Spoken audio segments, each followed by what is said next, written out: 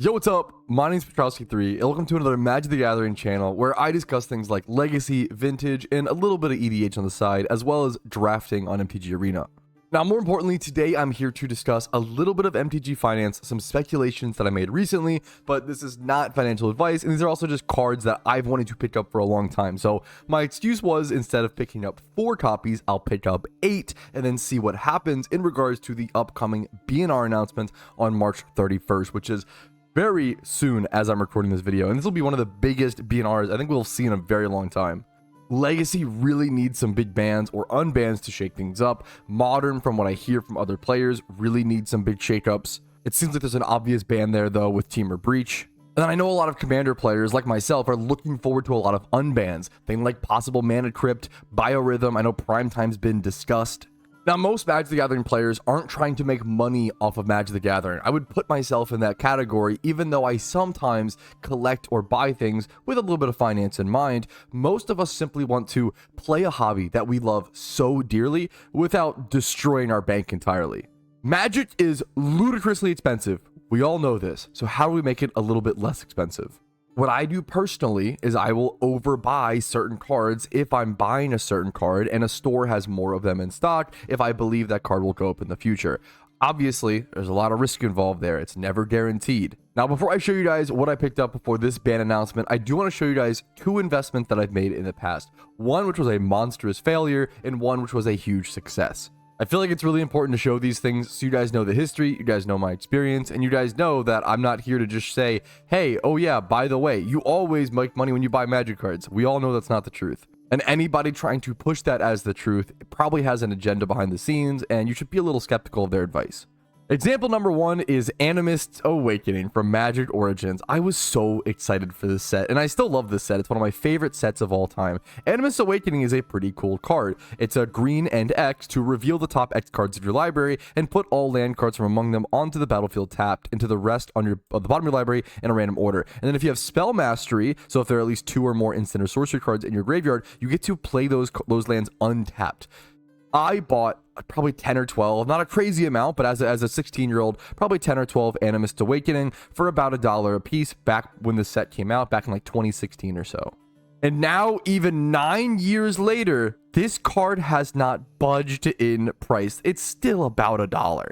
It's a really cool card. It's a really fun card in casual Commander. However, people quickly learned that paying X to flip X cards off the top of your library, even if your deck is half lands, let's say you end up putting 9 mana into this thing, so the X is 8, you flip 8 cards, even if your deck is half lands, which is ridiculous, it would be pretty high, pretty up there for like a lands deck even in Commander. You would get what? You'd be paying 9 mana to ramp 4 lands onto the battlefield. It's kind of terrible in a lot of instances, unless you're able to stack your deck in a certain way. But clearly, there is still an Animist's Awakening fan base, as it still at least holds $1. I'm honestly surprised it didn't drop down to 25 cents or so, and the foil is even like $5 or so. But this was a total, utter failure for me, and I just sat on those Animist's Awakening. I think I ended up trading them into a store at one point for like $0.25 a piece. They were just going nowhere. And oh boy, my next quote-unquote investment is, I'm going to be honest, this one was more luck than skill. I did buy 1 extra Phyrexian Dreadnought. So I started playing Magic back in 2013 or so. I started building Legacy in 2014, 2015 or so, and I wanted to play Stiflenought. The deck seemed so cool to me. And back then, Phyrexian Dreadnoughts, oof, they were a brutal, $15 a piece. That was what, 60 bucks for a playset? Oh man, that's a lot of money for a 16-year-old. Well, thankfully, I was encouraged enough by very smart, my local store owners kept saying, hey Pat, like, these cards, they're on the reserve list. 16-year-old me barely understood what that meant. They're on the reserve list. We know they're going to go up. Please buy them. Like, my store owner constantly encouraged me, please buy them. I will try to keep any dreadnoughts in stock for you. I was really fortunate to grow up near an incredible trading card game scene and an incredible store just area in the state of Maryland. Shout out to all the card shops in Maryland. You guys do an incredible job. A lot of beautiful people there. And I ended up buying 5 dreadnoughts over time 4 for Legacy, and I actually played 1 in a Commander deck hilariously, so I bought 1 extra, and I bought them all for about $12 a piece. Now, most of them were damaged. I was just trying to go for cheap playable cards, but even in damaged condition, the cheapest Dreadnoughts now, I bought them for $12 a piece. Now they are $120 minimum. Some might be considered moderately played or heavily played, so $140. This is something where I, bought a playset of cards for about $60, and now they're probably about $600, which is absolutely bonkers. And that was just a stroke of luck, right time, right place. Well, let's now jump into the physical cards that I picked up recently. All right, here it is. Pretty simple, honestly, just multitudes of 2 different cards. One being Glimpse of Nature in case they unban it in Modern, which I do think is honestly quite likely. I could go on and we'll talk about that first, I guess. I think Wizards has been trying to revive a lot of the main old factions of Magic the Gathering. They've been going into crazy things like Aether Drift, crazy, Universes Beyond, SpongeBob, we all know, Final Fantasy, yada yada, right? And I do feel like they're aware of it. To try to gain back some of the original Magic fandom and loyalty, I do think they're trying to revive things like elves, try to revive things like goblins. We saw a really cool goblin printed recently in the new Aether Drift set that allowed you to tap for mana and kind of add max speed mechanics into that deck, and it's being played to some extent in Legacy, as well as seeing a lot more elves. I don't think any of the new elves or any of the elves reprints made it over to Legacy, to be fair, from what I've seen, but like more eternal formats. But I could totally see elves popping back up in Modern, especially with Glimpse of Nature. Glimpse of Nature, just a 1 mana green sorcery that says when you play a creature spell, draw a card. It's also really important that it says play a creature spell. It's like a cast trigger, not an ETB. So even if a person were to counter that said creature spell, you still draw a card, allowing you to refuel and refuel and refuel.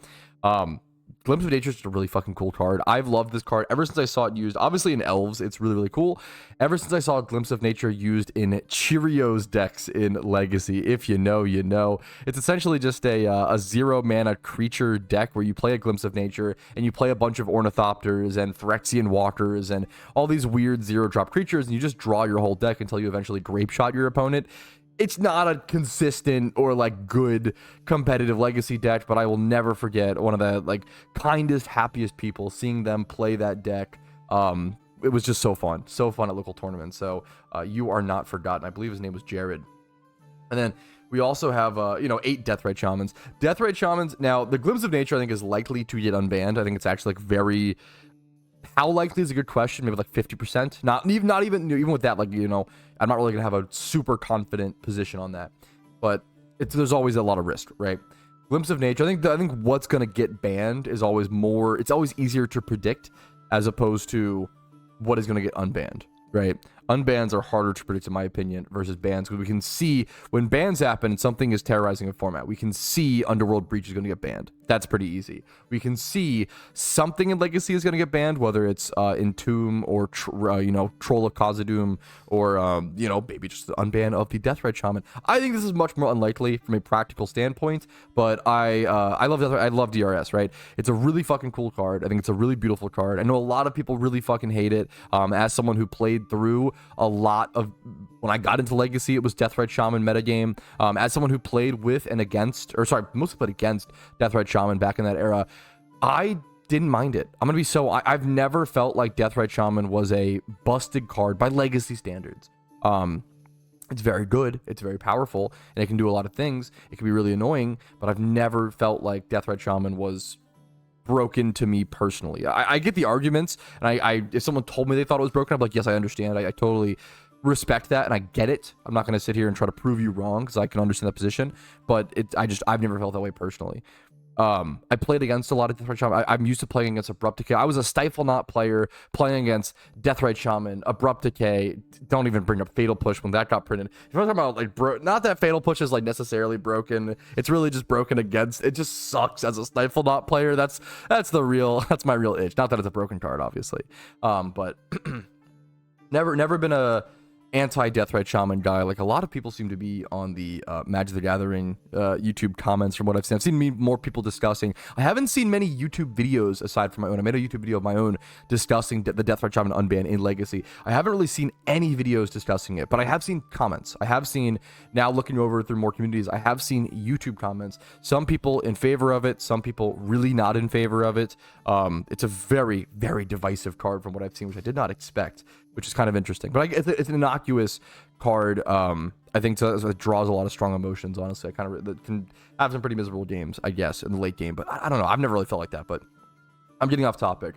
Glimpse of Nature, decently likely to be unbanned. I think 50 to 60%, like, likely it's unbanned. Deathrite Shaman, really unlikely this is unbanned. I would say it's like a 10%, 20% chance that Wizards of the Coast goes about fixing Legacy right now via unbanning Deathrite Shaman. I would love to see it, but I don't know if the general community wants that.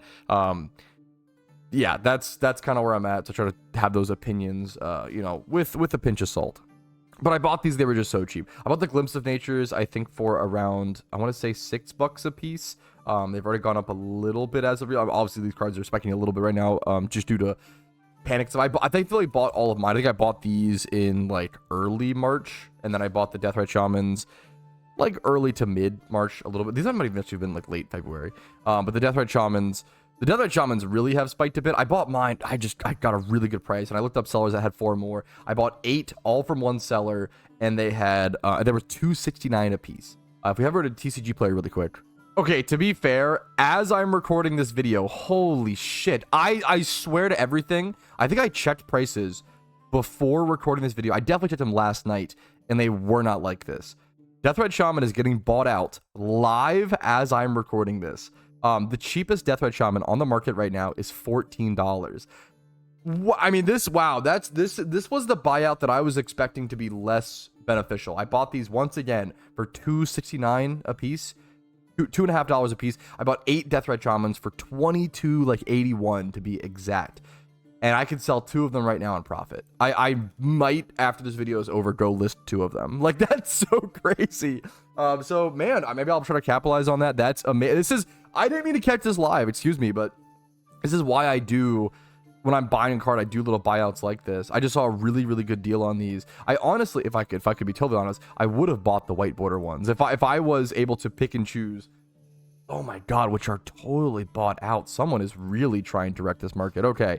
If I could totally pick and choose, I would have gone for white. I love the white border meme cards. I'm sorry. I fucking see me at your local store playing white border. Okay. Catch me with that white border mental misstep at your vintage tournaments, hopefully one day. What a crazy thing to catch live. Let's go check Glimpse of Nature while we're here. Glimpse of Nature, I mean, up honestly more than I expected, as well. I bought these once again for I think 7 or so a piece. So even these are up a few bucks. That is crazy. I bought them here. That was the important. You gotta, you know, buy the dip, quote unquote. So pretty happy with these purchases. The goal is when I buy things like this, I'm not buying these to flip them all and sell, right?